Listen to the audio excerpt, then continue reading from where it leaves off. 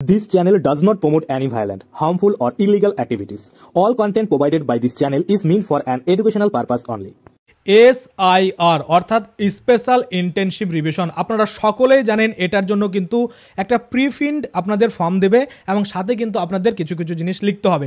আপনাদের আমি দেখিয়েছি এখানে একটা ফর্ম যেটা বিহারের ক্ষেত্রে আমাদের বাংলার ক্ষেত্রেও সেম হবে। আপনারা দেখতে পাচ্ছেন অলরেডি কিন্তু প্রিন্টেড রয়েছে এবং এইসব জিনিসগুলো আপনাদের লিখতে হবে। এবং এই যে SIR ফর্ম ডাউনলোড আপনারা কিভাবে করতে পারেন, কোথা থেকে করবেন, আগে থেকে কি কি আপনাদের কিন্তু প্রিন্ট থাকবে এবং কি কি লিখতে হবে, ভুল করলে কিন্তু বিপদ। অবশ্যই আপনারা ভুল কিন্তু করবেন না। আপনারা তার জন্যই কিন্তু বলবো একটু ভিডিওটা শেষ পর্যন্ত দেখবেন এবং কোথায় কি লিখতে হবে সেটা আমি আপনাদের বলে দেবো। আপনারা খুব শীঘ্রই জানেন এই SIR শুরু হতে চলেছে, পুজোর পরেই কিন্তু SIR শুরু হয়ে যাবে। তো কি কি বলা হয়েছে আমরা দেখি। আপনারা স্ক্রিনশট দেখতে পাচ্ছেন, এখানে পাশাপাশি দুটো ফর্ম রয়েছে।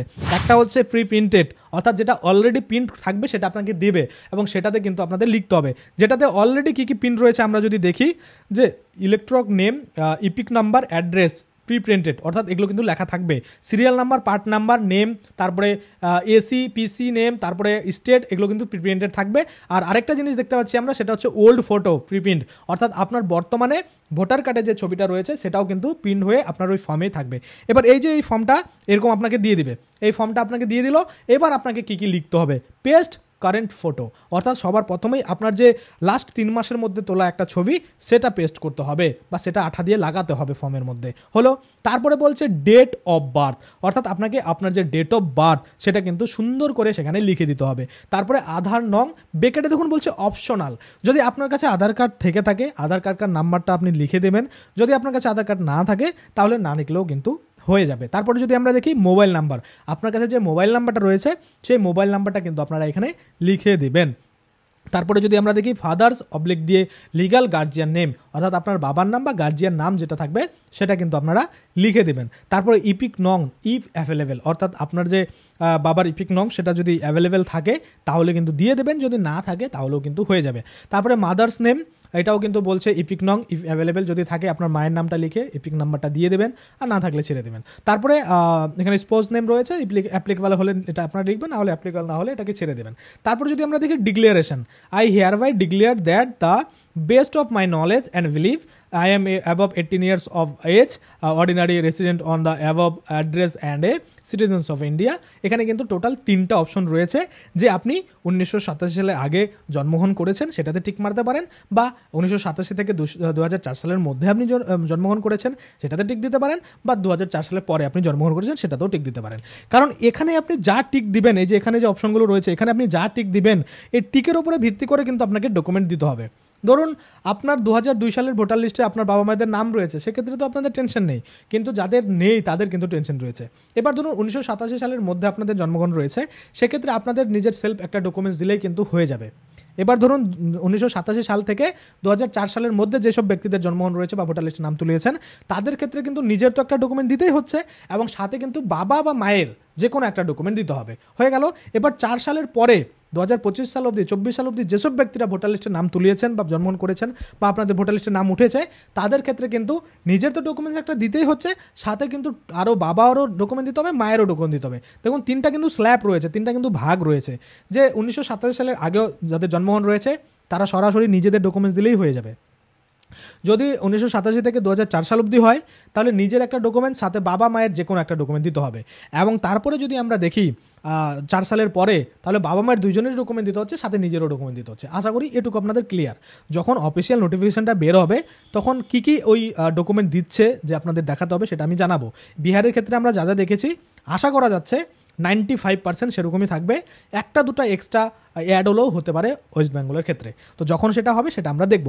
এবার কথা হচ্ছে এই যে স্পেশাল ইন্টেনসিভ রিভিশন এটা কেন হয় আপনাদের একটু ডিটেলসে বলি, এবং এই স্পেশাল ইন্টেনসিভ রিভিশনটা কেন এত ইম্পর্ট্যান্ট, এটার মাধ্যমে কিভাবে কিন্তু এই সিটিজেনশিপ দেওয়া হতে পারে, সিটিজেনশিপ বলছি স্মার্ট সিটিজেনশিপ কার্ড যেটা বলছে সেটার কথা কিভাবে আপনারা পেতে পারেন সেটাও আমরা দেখব। দেখুন SIR মানেটা হচ্ছে স্পেশাল ইন্টেনসিভ রিভিশন অর্থাৎ স্পেশালভাবে এই যে ভোটার ভেরিফিকেশন সেটাকে রিভিশন করা, দেখা যে এই যে ভোটার এত বেড়ে গেছে বা কমে গেছে এগুলো কি বৈধ রয়েছে, বা এই যে ভোটাররা মারা গেছে এদেরকে স্পেশাল ভেরিফিকেশন করে এদেরকে বাদ দিয়ে দিতে হবে, বা লিস্টটা একটু আপডেট করতে হবে, যে আপ টু ডেট রাখার জন্যই কিন্তু এই SIR করা। এবার এসআইআর কারা করে?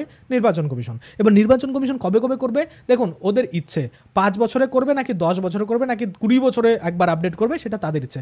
আমরা যদি দেখি যে ভোটার লিস্ট লাস্ট আপডেট হয়েছিল বা এসআইআর লাস্ট হয়েছিল 2002 সালে, যার জন্য 2002 সালটাকে কিন্তু ভ্যালিড ভোটার কার্ড লিস্ট ধরা হচ্ছে বা ভ্যালিড তালিকা ধরা হচ্ছে বা ভ্যালিড ভোটার লিস্ট হিসেবে ধরা হচ্ছে। এবার 2002 সালের মধ্যে যাদের নাম রয়েছে বা 2002 সালের লিস্টে যাদের নাম রয়েছে তারা কিন্তু ভ্যারিফাইড ভোটার, তাদের কোনো প্রবলেম নেই। কিন্তু 2003 সাল থেকে ধরে একদম 2024 অবধি যারা নাম উঠিয়েছে তাদেরকে এবার ভ্যারিফিকেশন করবে। কারণ এই যে এবার 2025 সালে এসআইআরটা হচ্ছে, এই এসআইআরে যাদের নাম উঠবে তারা কিন্তু ভ্যালিড হয়ে যাবে পরবর্তী এসআইআরের জন্য। ধরুন 2040 সালে আবার এসআইআর হবে, তখন ধরুন এই যে 2025 সালে যাদের নাম আছে তারা কিন্তু ভ্যালিড। যখন আমরা দেখতে পাচ্ছি যে 2002 সালে যাদের নাম রয়েছে তারা ভ্যালিড, এরকম আমাদের নাম এবার 2025 সালে থাকবে, তার মানে আমাদের যে ছেলেপুলে হবে তারা কিন্তু আমাদের যে ভোটার লিস্টের নাম থাকবে 2025 সালের, সেটা থ্রুতে তারা কিন্তু ভ্যালিড হয়ে যাবে। আশা করি আপনারা বুঝতে পারছেন। এইবার এই যে এসআইআর, এটা কেন ক্রিটিক্যাল বা কেন এটা আপনাকে ভালো করে ভেরিফাই করা দরকার? কারণ এটার উপরে ভিত্তি করে আপনাদের কিন্তু এনপিআর, এনআরসি, সিটিজেনশিপ কার্ড সেগুলো কিন্তু দেওয়া হতে পারে। আপনি যদি বৈধ ভারতীয় ভোটার অধিকার না পান তাহলে আপনি নাগরিক নন, আর আপনি যদি নাগরিক না হন তাহলে পরবর্তী যে মানে ডকুমেন্টসগুলো সেগুলোতে আপনাকে দেওয়ার কথাই না, তাই না? তো অবশ্যই কিন্তু আপনারা আপনাদের যে ভোটার ভেরিফিকেশন সেটা কিন্তু ঠিকভাবে করাবেন। আমি আপনাদের প্রতিনিয়ত আপডেট দিতে থাকি, কী কী লাগবে, কোথা থেকে ডকুমেন্ট জোগাড় করতে পারবেন, যদি না থাকে তাহলে কি করবেন, সমস্ত কিছু নিয়ে কিন্তু আপডেট দিই। তাছাড়া আমি আপনাদের বলে দিই, অবশ্যই আপনাদের কাছে কিন্তু দুটো অপশন রয়েছে এক্সট্রা। 11টা ডকুমেন্ট তো দিয়েছেই, তার সাথে একটা হচ্ছে মানে দুটো এক্সট্রা ডকুমেন্ট মানে আপনারা নিয়ম রয়েছে বা এক্সট্রা অপশন রয়েছে। সেটা হচ্ছে একটা সিএতে যারা আবেদন করবেন তাদের কাছে যদি অ্যাপ্লিকেশন নাম্বার থাকে বা অ্যাপ্লিকেশন রিসিপ্ট থাকে, সেটা দিয়েও কিন্তু আপনারা রক্ষা পেতে পারেন। কেননা যতক্ষণ না সিএতে আপনি রিজেকশন বা অ্যাপ্রুভাল পাচ্ছেন ততক্ষণ আপনি বৈধ না, অবৈধ না, আপনি নিউট্রাল। যখনই আপনি নাগরিকত্ব পেয়ে যাবেন তখন আপনি বৈধ হয়ে গেলেন, আর যদি আপনি নাগরিকত্ব না পান তাহলে আপনি অবৈধ হয়ে গেলেন। তাহলে আপনাদের কিন্তু পেন্ডিংয়ে রাখা হতে পারে, এটা একটা বিষয়। আর দ্বিতীয়ত যাদের 2002 সালে ভোটার লিস্টের নাম রয়েছে তারা তো আরেকটা অপশন পাচ্ছেনই। তো এই দুটো এক্সট্রা কিন্তু অপশন রয়েছে ওই 11টা ডকুমেন্ট ছাড়াও। আশা করি আপনারা বুঝতে পারছেন। তো এইরকম প্রিন্টেড ফর্ম আপনারা কবে পাবেন? আপনাদের আমি বলে দিলাম যে কী কী লেখা থাকবে, কী কী আপনাদের লিখতে হবে। এবার এই যে প্রিন্টেড ফর্ম এটা আপনারা কোথায় পাবেন? দেখুন অফিসিয়াল যে ওয়েবসাইট রয়েছে ভোটার ভেরিফিকেশনের যে মানে নির্বাচন কমিশনের, সেখান থেকেই পাওয়া যাবে। তাছাড়া দেখবেন যারা আধিকারিকরা বাড়ি বাড়ি আসবে তারাই কিন্তু এটা প্রিন্ট আউট করে আপনাদের কিন্তু দিয়ে দেবে, বা তারা কিন্তু প্রিন্ট আউট করে আপনাদের বাড়ি অবধি নিয়ে চলে আসবে, আপনাকে দেবে, আপনাকে শুধুমাত্র লিখতে হবে। দেখবেন তাদের কাছে এরকম থাকবে। যদি তারা প্রিন্ট করে না দেয় তাহলে অনলাইনে অপশন থাকবে, আপনি আপনার যে ভোটার কার্ড নাম্বার সেটা দিয়ে বা আপনার নামটাম দিয়ে আপনারা কিন্তু ডাউনলোড করতে পারবেন। আশা করি এটা করবে না, তারা কিন্তু নিজেরা ফর্ম নিয়ে আসবে। কারণ আমরা অলরেডি খবর দেখেছি যে 15 কোটি কিন্তু অলরেডি ফর্ম যে প্রিন্ট করার ব্যবস্থা সেটা কিন্তু করা হয়েছে বা অর্ডার কিন্তু আসছে। তো বুঝতেই পারছেন আপনাদের নিজেদের কিছু করতে হবে না, তাদের কাছে প্রিন্টেড ফর্ম থাকবে। সেই প্রিন্টেড ফর্ম আপনারা নেবেন, নিয়ে কিন্তু আপনাদের কিছু কিছু ডেটা থাকবে আগে থেকে লেখা, বাকি যেগুলো লেখা থাকবে না, কীভাবে লিখতে হবে আপনাদের বলে দিলাম, সেগুলো লিখে কিন্তু জমা করবে। এবার সাথে আপনাদের ডকুমেন্টস, কারো কারো একটা ডকুমেন্টস দিলে হবে, কারো কারো 2টা ডকুমেন্টস দিলে হবে, কারো কারো 3টা ডকুমেন্টস প্রিন্ট করে আপনাদের জমা দিতে হবে। এবার আপনারা বলবেন যে কার ক্ষেত্রে কত ডকুমেন্টস, সেটা তো আমি আপনাদের বলেই দিলাম। বুঝতে না পারলে আবার ভিডিওটা দেখে নিন, আপনারা দেখতে পাবেন যে এই যে ফর্মটা রয়েছে এটা নিচেও কিন্তু বলা থাকে। আপনারা যদি বিহারের ক্ষেত্রে দেখেন ওখানে নিচে কিন্তু বলা রয়েছে যে আপনি কোনটাতে টিকমার্ক করছেন, এবার ওই ভিত্তিতে আপনার কী কী ডকুমেন্ট দিতে হবে সেটা কিন্তু ডিটেলসে বলা রয়েছে। তো আশা করি আপনারা বুঝতে পারছেন এই যে এসআইআর রয়েছে এটা কিন্তু মোস্ট ইম্পর্ট্যান্ট রয়েছে।